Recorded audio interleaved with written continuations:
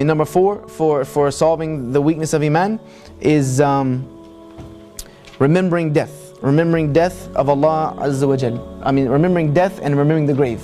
Remembering death and the grave. And remember Allah Azza wa Jal, that you will stand in front of Him one day. This cures weakness of iman. Trust me. I started giving lectures about the grave recently, and the more I give lectures on the grave, the more I hate everything I own. The more I despise this dunya, the more I'm satisfied with pretty much anything that comes in front of my path. Because what you realize is that you're going to be put in the ground and you're not taking any of it with you. The only currency of the akhirah is deeds.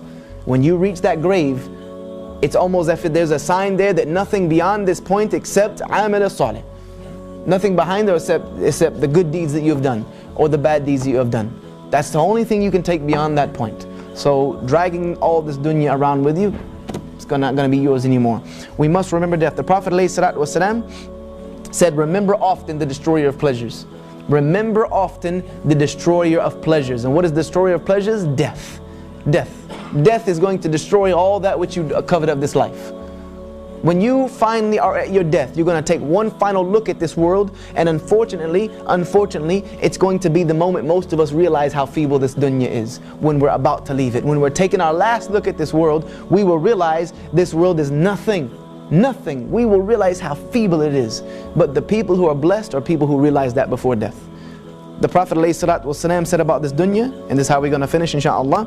He said about this world that once he was walking with his companions, and there was a dead carcass on the side of the road that was deformed.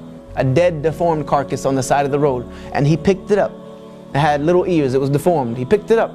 And he said, which one of you will buy this from me for a dinar? Meaning, who would buy this for me for a pound? They said, Ya Rasulullah, we wouldn't even take it if you gave it to us for free. We would not even take this dead, stinking, deformed carcass from you if it was free. He said, then know that the world and everything it contains, all its glitz and glamour and gold and wealth and status and money and fame and fortune, he said, all of it to Allah is more despised than this carcass is despised in your eyes. It means nothing. On the day of judgment, Allah Azza wa Jal is going to roll it all up. The heavens and the earth, Allah is going to roll it up and hold it in His hand and say, we're the kings of the earth today. The people who used to fight each other and kill each other and strive and do so much injustice over this silly dunya, where are you today? When I've rolled all of this up like it's nothing. Do you not realize it was nothing? Unfortunately, we won't realize that fact until we don't have it anymore. And you know the one thing that I guarantee you, and I think, I'm trying to remember the name of the companion who said this, I believe it's Imam Malik, but let me not attribute it to the wrong person. One of our Salaf said that by Allah, every single son of Adam will regret every single moment they did not spend remembering Allah. Every moment you did not spend remembering Allah, you will truly despise it and regret it. So we have to remember that. We have to remember that we're leaving this dunya. We can't take any of it with us. And we will regret. We will regret. Allah says in the Quran, and I finish with this, and let this not be any of us. When the angel of death comes to them, they cry out, Ya Rabb, Ya Rabb, irji'un, send me back. Irji'un, send me back. Why? Why do they want to go back? Do they want to go back to pray? La. Do they want to go back to see their family? Do they want to go? No.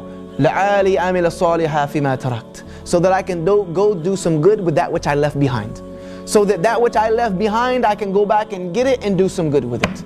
Let us not be of those people, insha'Allah ta'ala. Let us do the good that we have while it's in front of us. And let us avoid the evil that is in front of us while we're here. Let's take advantage of the things that Allah has given us to purify ourselves and to purify our hearts. And I ask Allah Azza wa Jalla to give us the tawfiq, the ability to purify that which is inside of us. Because if we can make the heart good, then the rest can be good, insha'Allah ta'ala. And may Allah Azza wa Jalla accept this from me.